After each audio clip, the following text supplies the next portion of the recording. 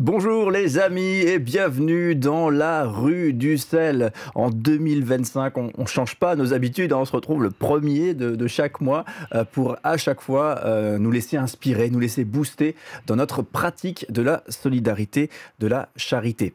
Alors aujourd'hui, on a un invité, on est très très heureux de l'avoir. Il s'appelle Jean-Marc Bellefleur et c'est le président de l'association Accès. Bienvenue Jean-Marc. Bonjour. Alors on va parler de l'association, mais avant ça, j'ai plus qu'un président encore avec moi aussi, comme d'habitude. Je dirais même que j'ai un empereur. Et oui, l'empereur de la joie 2025, édition 2025, tiens, et du rire, Sa Majesté Jean-Philippe Guettal, mes respects, Sa Majesté. Merci pour ce bel accueil, je suis flatté. Ouais. C'est le 1er janvier 2025, mais ça, après c'est fini. je me doute bien. Cette bonne résolution ne va pas durer. Alors notre sujet avec Jean-Marc Bellefleur, donc Accès, c'est une structure, une association implantée à Mulhouse, en Alsace. C'est, alors pour vous donner une ampleur quand même de l'association, c'est 160 professionnels dans cette association. Et donc qu'est-ce que vous faites à Accès? Eh bien, de l'hébergement d'urgence, de l'accompagnement demandeurs d'asile et de l'insertion par le travail. On va un petit peu parler de tout ça tout à l'heure. Alors vraiment, Jean-Marc, on est très heureux de t'avoir avec nous aujourd'hui. Merci de m'avoir invité. Ouais, vraiment, parce qu'il y a ce côté un peu double casquette, ce côté réflexion autour de la solidarité. On a déjà eu l'occasion ensemble de parler de l'un de tes livres, Une église qui fait le bien, petit manuel d'action sociale. Alors, vraiment, on est dans une réflexion donc de l'articulation entre aussi l'église et la pratique de la solidarité. C'est extrêmement intéressant et extrêmement pratique aussi. Et justement, ce côté pratico-pratique, tu sais de quoi tu parles d'une certaine manière. C'est pas juste une réflexion, puisque justement, avec les mains dans le cambouis, si j'ose dire, donc avec l'association Accès et la gestion des 160 salariés et de ce magnifique projet. Allez, donc avant de parler d'Accès, on découvre avec toi, Jean-Philippe, Jean-Marc Bellefleur via un portrait. Alors un portrait que j'ai réalisé grâce à notre entretien de préparation et puis aussi notre première rencontre sur ce plateau du Centre évangélique, un plateau qui ressemblait un peu à celui-ci où on a parlé effectivement de ce livre. Je renvoie d'ailleurs nos spectateurs vers l'émission parce que je l'ai re-regardé et j'ai trouvé que c'était vraiment intéressant de t'écouter sur le sujet précis du livre que tu viens de mentionner avant. Tu as mentionné aussi Accès, on va en parler tout au long de cette émission je pense, mais je peux aussi renvoyer vers un autre lien qu'on trouve aussi dans la description comme le plateau du Centre évangélique d'ailleurs, sur le site internet d'Accès, il y a une vidéo. Moi je vous encourage à aller voir cette vidéo. Faut pas cliquer sur la flèche, je me suis fait avoir, faut cliquer à gauche sur le lien et cette vidéo, je sais pas si tu l'as vue, mais moi elle m'a touché. Je suis resté scotché. Elle doit durer un peu moins de 10 minutes. Oui, un peu moins. Et voilà, ça présente, je crois, très bien l'association par des témoignages. La vidéo est extrêmement bien faite. Alors, la première fois qu'on s'est rencontrés, c'était sur un plateau. Et je gardais, si on m'avait demandé de faire un portrait de toi comme ça, spontanément, j'aurais dit un homme qui cherche, qui est plein de convictions, plein d'énergie, et qui cherche à être vrai dans ses propos. Tu pèses tes mots, c'est le souvenir que je gardais de toi. Et après avoir fait l'entretien de préparation, je me suis dit, je confirme, je garde cette image de toi, un homme volontaire et avec une énergie contagieuse. Quand on discute avec toi, on a un peu envie d'y aller après. Bienvenue. Hein. Et quand on regarde un peu ton histoire, on sent une volonté assez forte de servir très jeune, une volonté importante. Pendant ton adolescence, il y a quelque chose qui se passe en toi. Tu as la volonté de te mettre en recherche de Dieu. Tu sembles avoir comme un déclic à l'adolescence. Est-ce que tu peux nous raconter ce qui fait que, ado, tu te sois dit « Dieu existe et je veux mettre ma confiance en lui ». J'ai été un adolescent très agité. Et je pense que c'est ce qui m'a conduit, à voir les limites de ces choix de vie que j'étais en train de faire. Et j'ai rencontré des gens qui m'ont parlé de Dieu. Et c'est comme ça que finalement, au cours de week-ends de jeûne, j'ai fini par c'est après des week-ends de jeûne. C'est-à-dire que c'était pas comme ça dans une grande réunion avec de la musique douce et tout ce genre de choses. C'était dans ma chambre en fait quand j'étais revenu. Tout d'un coup, je me dis mais Dieu, si bon, j'avais une éducation protestante assez forte et assez belge dont je suis encore aujourd'hui bénéficiaire, mais je m'étais dit Dieu, si je te rencontre là, ça va pas le faire. Je suis pas en état de te rencontrer là. Il faut que je me mette en règle avec toi. Je me souviens de cette prière que j'ai faite. J'avais 16-17 ans. L'histoire a commencé comme ça. Une volonté de vérité aussi avec Dieu, en fait. Ben ouais, franchement, ouais. C'est comme ça que j'ai commencé ma vie de chrétien à moi, parce que j'avais eu toute l'éducation dans l'église réformée, le catéchisme, l'école du jeudi à l'époque, hein. L'école du jeudi. Voilà. Et tu as, pareil, très jeune, tu as eu envie de t'engager et de devenir pasteur. Qu'est-ce qui a motivé ce choix? Parce que on se dit un ado, peut-être c'est pas ce qui passe par la tête en premier, de se dire tiens, je vais être pasteur, parce que c'est encore une fois l'idée de se mettre au service, être pasteur. On se dit pas tiens, je vais être pasteur, donc je vais être mis en avant. C'est plutôt l'inverse. Complètement. Si jamais un pasteur souhaite être mis en avant, il faut qu'il change il s'est trompé de métier. Le pastorat, c'est un service, effectivement. Alors c'est quand j'avais 16-17 ans, je me suis dit, je veux vraiment m'engager dans un service pour Dieu, parce que ce que j'ai compris de Dieu dans ma foi, c'est que c'est un genre de tout ou rien. Voilà. Et finalement, c'est 10 ans après que j'ai eu mon premier service pastoral, quand j'avais à peu près, voilà, maintenant ça commence à dater, hein, à peu près 26 ans. Je crois que c'est là où j'ai eu mon premier poste pastoral. Donc 10 ans après avoir voulu m'engager pour Dieu, je me suis engagé pour Dieu. J'ai été en position de réaliser mon rêve quelque part. Et la réaction de tes proches avec cette idée de devenir pasteur? Alors mes proches, en l'occurrence, c'était mes parents. J'étais 16-17 ans, j'avais quelques copains à qui ils étaient totalement indifférents, et sinon c'était mes parents, et ils étaient contents. Et en même temps, comme c'était pas tout à fait la formation en université dont ils auraient rêvé que j'ai choisi, ça les a un petit peu frustrés, mais ils ont été très, très porteurs, très encourageants.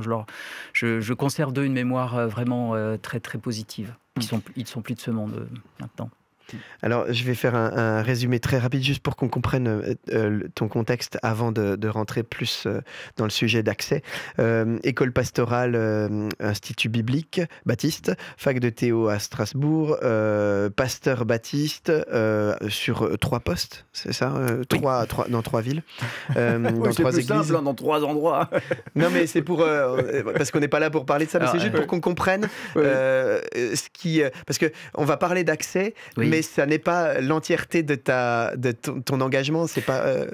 Franchement non, oui, c'est clair, je suis pasteur avant tout. Hein, voilà, on peut dire que ma première vocation, c'est d'être pasteur, mais ça, comment dire, d'être pasteur, c'est pas dans les murs d'une église que moi j'envisage ce service-là. C'est aussi un don de l'église pour la société, pour qu'il y ait quelque chose de l'ordre du bien qui soit donné à la société.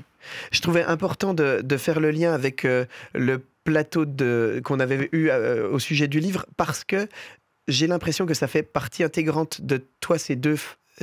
L'un ne va pas sans l'autre. Le volet social ne va pas sans Dieu derrière, qui te porte et qui te donne les dons nécessaires pour ça. Oui. Et en même temps, être pasteur sans le volet social n'a visiblement pas tellement de sens. Alors ça n'en a pas aujourd'hui, parce que j'ai quand même compris 2-3 petites choses depuis que je suis engagé dans l'association Accès. Mais au départ, je pense que j'avais moi-même pas cette vision des choses. Ça m'est venu en ouvrant les yeux tout à coup, en me disant mais finalement, là, en tant que chrétien, là j'ai du boulot. Et souvent je dis, là je fais mon boulot de chrétien dans ce monde, c'est-à-dire j'agis au nom de ma foi, si on veut, mais simplement pour faire le bien, pour être du côté de ceux qui font le bien. Il y a pas mal de gens qui sont de l'autre côté, en quelque sorte. Et là, je suis un peu manichéen, mais c'est un peu facile. Mais je me dis, bon, j'essaie d'apporter ma contribution. Et j'essaie, quelque part, d'emmener l'Église à apporter sa contribution au bien de la société qui nous entoure. Alors, de ce que j'ai compris, et ce sera mon dernier mot pour ce portrait, c'est tu es rempli d'amour qui vient de Dieu, et ça va déborder sur les autres, et c'est ça qui fait ce dont on va parler dans le reste de cette émission. pour moi, si je peux me permettre de te répondre, faire le bien, c'est un signe qu'on donne, un signe de la bonté de Dieu qu'on donne au monde. On sait qu'il y a toujours des besoins énormes, mais voilà le signe que nous, on peut donner. Et c'est dans cette mesure que j'agis. C'est parce que y a quelque chose à dire au monde qui nous entoure et quelque chose à dire par le geste. Oui. Quelque chose à être, presque. Hein. Quelque chose à être, oui. Ouais, merci. Très bien. Comme quoi on t'écoute. C'est bien, merci. Et on boit tes paroles. Je me sens écouté, c'est parfait. À la bonne heure. Non, on est très très heureux de t'avoir. Et on rentre tout de suite dans notre vif du sujet, puisque c'est l'affiche qui démarre.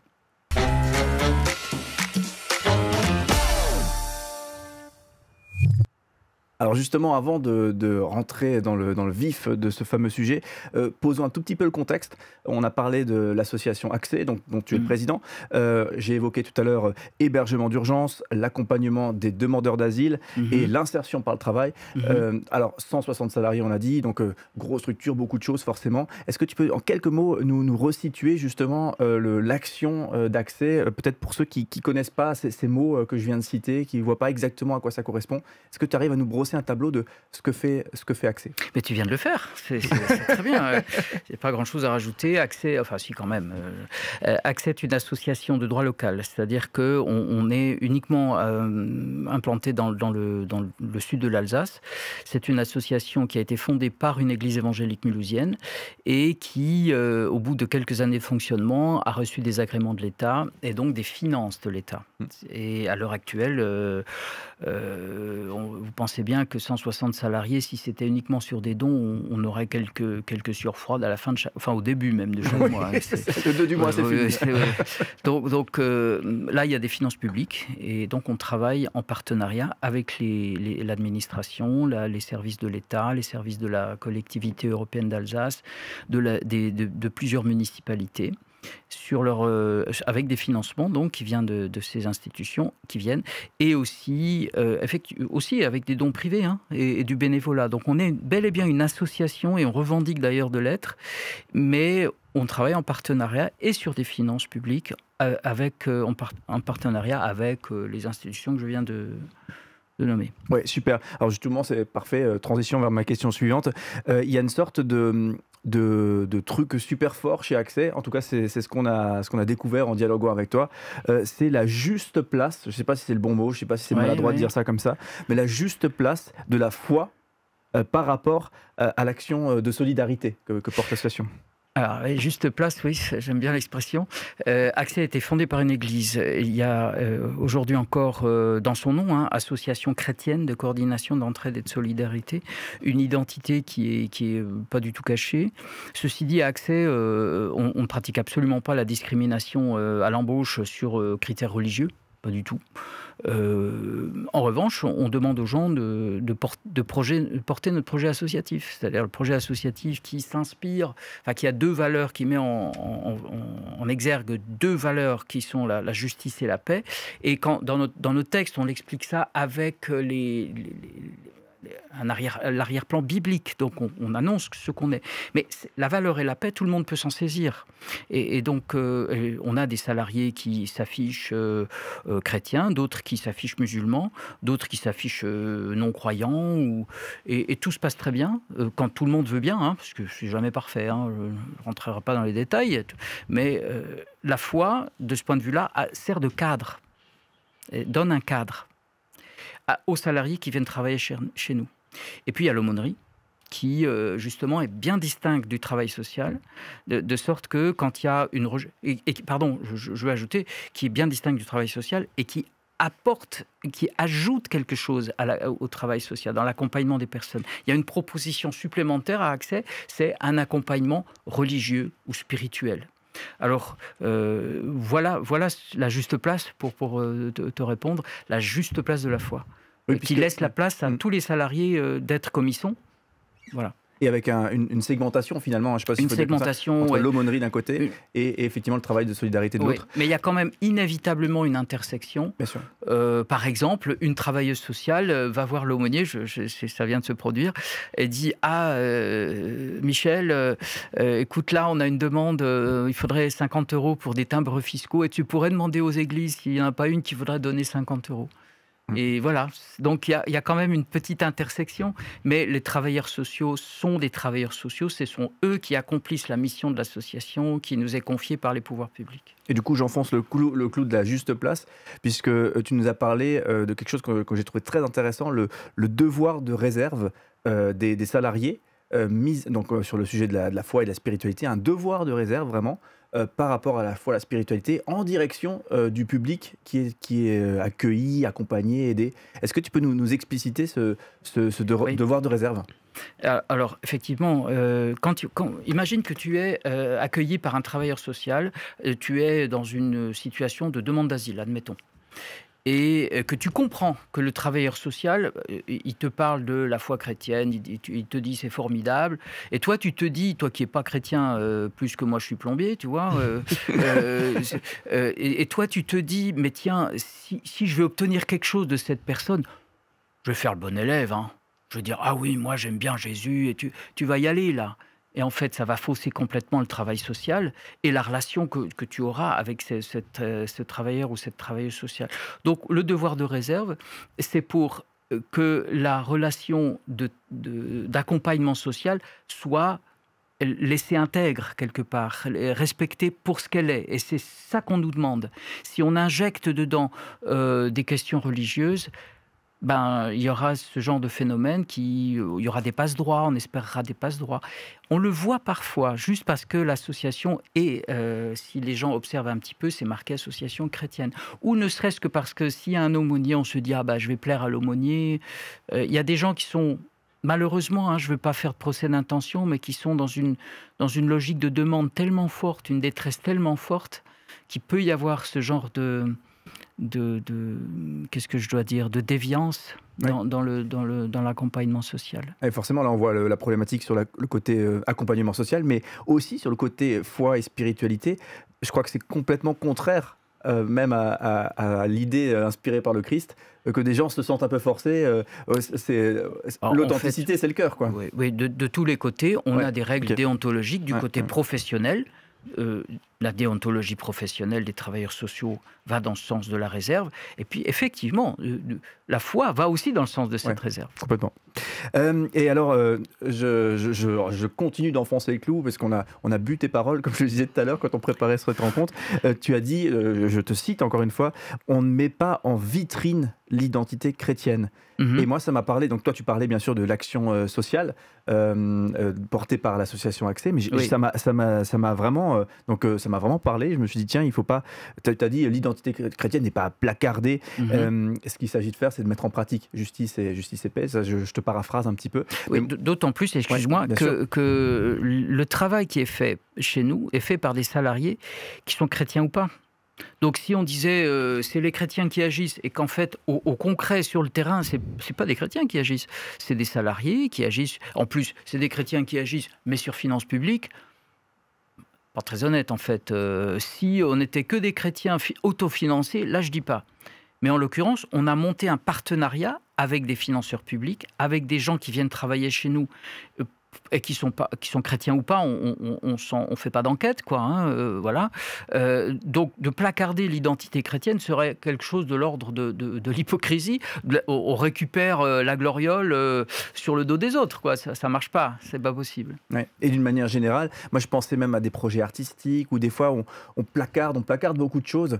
Mais en fait, il faut peut-être repenser tout ce qu'on est en train de faire. Et je pense à des gens qui ont des projets entre les mains, d'église, de solidarité, de je ne sais quoi, et qui peut-être seraient tentés de placarder, seraient tentés d'afficher.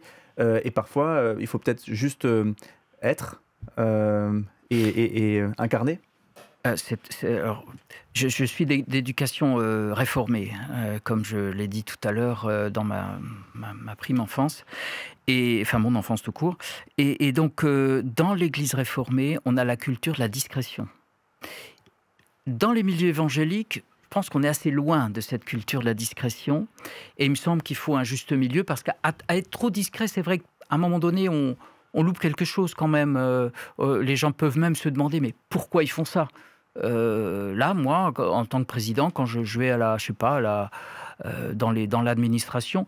Bon, j'y vais comme je suis là, hein. Je ne mets pas de croix ni rien sur mon revers de veste, mais les gens savent que je suis pasteur, parce que ils sont un peu inquiétés. Voilà, il suffit de me googler. Oui, complètement. Ouais. C'est très vite vu. Donc ils savent qui je suis et on ne le cache pas. Mais d'un autre côté, justement, je l'affiche pas parce que je viens au nom d'une œuvre, d'une action qui est chrétienne, oui, mais pas que. Et donc, ce serait assez malvenu d'afficher quelque chose comme ça. On affiche ce qu'on est en tant qu'association. On est accès, on a des valeurs. On y va avec ce qu'on est tous ensemble. Les salariés, les bénévoles, les donateurs, les administrateurs, on y va ensemble. Ouais. Chrétiens, non chrétiens. Là aussi, il y a une sorte d'équilibre, de doigté à toujours, j'imagine, sauvegarder un petit peu quelque chose de fragile. Il faut toujours veiller pour que cet équilibre puisse persister. Je pense à l'équilibre particulier entre justement solidarité, foi, identité affichée et incarnation effective de cette identité. Comme tout équilibre est précaire par définition. Alors, je rétro-pédale. 2001. Oui, 2001. Ouais, tu deviens, sauf erreur, président d'Accès. Oui. Et est-ce que tu nous expliques en quelques mots qu'est-ce qui se passe à ce moment-là? Qu'est-ce que tu as en tête? Est-ce que tu te projettes dans je vais devenir président d'une association qui a ou qui va avoir 160 salariés? On imagine le boulot, quoi. En 2001, il n'y avait pas 160 salariés. Il n'y en avait même pas 50. Non, alors oui, le conseil d'administration était réduit, très très réduit, et le poste de président était vacant. Le vice-président à l'époque, que je salue s'il nous regarde, m'avait dit: Jean-Marc, peut-être le poste de président, tu devrais y réfléchir. Et j'y ai réfléchi et j'ai dit bon, on va essayer pendant 1 an. Voilà, on fait 23. Faites pas de commentaires, s'il vous plaît. 23-24. Ouais, c'est ça. Un essai qui dure. Et peut-être j'ai une dernière question avant de te laisser réagir, Jean-Philippe. Tu m'as fait penser à un personnage biblique. Tu vois quelque chose, Jean-Philippe? Tu me fais peur là. Il y a un quiz là. Non, il n'y a pas de quiz. Non, alors, quand j'ai préparé après notre échange, j'aime bien mariner les trucs, j'aime bien me laisser travailler après. Tu m'as fait penser à Moïse. Moïse, vous savez, qui dit le côté un peu bégaiement de Moïse, il doute de lui-même. Et toi, tu nous as dit plusieurs fois, est-ce que je suis vraiment la bonne personne pour porter ce truc et tout ça. Et d'un autre côté, l'appel massif de Moïse. Et toi, finalement, ton appel massif, tout va dans ce sens-là, dans ton existence, de la lutte contre l'injustice, ça te colle à la peau un petit peu. Alors, comparaison avec Moïse est quand même un peu risquée. On a ramené un bâton, d'ailleurs, et un verre d'eau. Alors, va pour le bégaiement. Mais j'ai pas d'Aaron, moi. Ouais, après en fait, j'ai appris en faisant, et je pense que les convictions sont venues au fil de l'eau. Sans jeu de mots avec Moïse. C'est-à-dire qu'au départ, moi, quand c'est en regardant mon parcours, en jetant un regard vers l'arrière, que je me dis, ah, mais finalement, c'est ça qui m'a guidé. Mais au départ, la manière dont je suis arrivé à Accès, c'est mon conseil d'église qui m'y a envoyé pour être membre du conseil d'administration. Moi, je ne connaissais pas ce que c'est un CHRS, un CADA, un UDA, une SPADA, un chantier d'insertion, tout ça. Et donc ça a commencé un peu sans que je fasse exprès, c'était pas un choix délibéré du tout. Et de la même manière que les autres luttes que je mène, c'est plutôt des gens qui m'ont demandé. Alors pourquoi ils m'ont demandé? Vaste question. Mais ce que je veux dire, c'est que maintenant je me dis, finalement ma vie, j'ai plus de 60 ans, donc je peux commencer à parler de ce qu'il y a derrière moi, a été fondée sur la lutte contre l'injustice. En tant que chrétien, moi, ce qui me fait vibrer, c'est la lutte contre l'injustice. L'action sociale, c'est de la lutte contre l'injustice. Et au moment où tu étais, entre guillemets, appelé à ça, par d'autres autour de toi, tu n'avais pas cette conviction de « c'est ça qui fait sens pour mon existence », alors qu'aujourd'hui, tu... Complètement. Je me rends compte que c'est ça qui aura fait mon ministère. Ouais. Alors que, au départ, moi, j'étais un brave pasteur, un brave type qui ne se posait pas trop de questions. et voilà. Et puis, je me trouve embarqué dans une aventure que je n'aurais pas imaginée du tout au début. Ouais, bon Moïse. Allez, j'arrête. Je dirais bonjour à J'ai trop de ta part. Jean-Philippe, réaction. Ouais, en fait, j'entends ce que tu dis et tu as employé un terme que je trouve intéressant pour nous tous, c'est le terme conduit. Qu'est-ce qui m'a conduit à... on voit, en fait, en faisant ton portrait, tu sais, dans ton... Alors, c'est peut-être ta lecture aujourd'hui, j'en sais rien. Mais même en discutant avec toi, on sent cette énergie dont je parle. À chaque fois que je pense à toi, je pense à énergie. Tu sais, j'ai même employé le terme colère. Parce qu'en fait, c'est de l'énergie contre l'injustice. Et on a l'impression que ça fait partie intégrante de toi.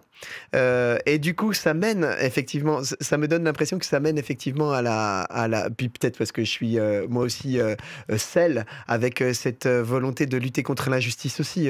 Tout à fait, oui. Mais voilà, le terme conduit, je le trouve très intéressant, surtout en regardant ton parcours en arrière, en disant, on a l'impression un peu que Dieu prend ses enfants par la main et les emmène tranquillement vers ou tranquillement ou pas, des fois. Ouais, je dirais, tu peux retirer le tranquillement. Tu peux... C'était pour le faire gentiment. Mais justement, toi, c'est vrai que ça fait charnière, hein, ce moment où tu dis, ouais, je fais l'essai pour 1 an, et puis finalement, ça t'engage. Enfin, finalement, tu t'engages pour la... C'est l'engrenage presque. Hein. Ouais. Bon. Mais l'engrenage positif, et on voit que tu as été conduit, et puis effectivement, peut-être qu'il y avait aussi du discernement autour de toi. Merci beaucoup, Jean-Marc. Avant de se quitter, on passe à la une.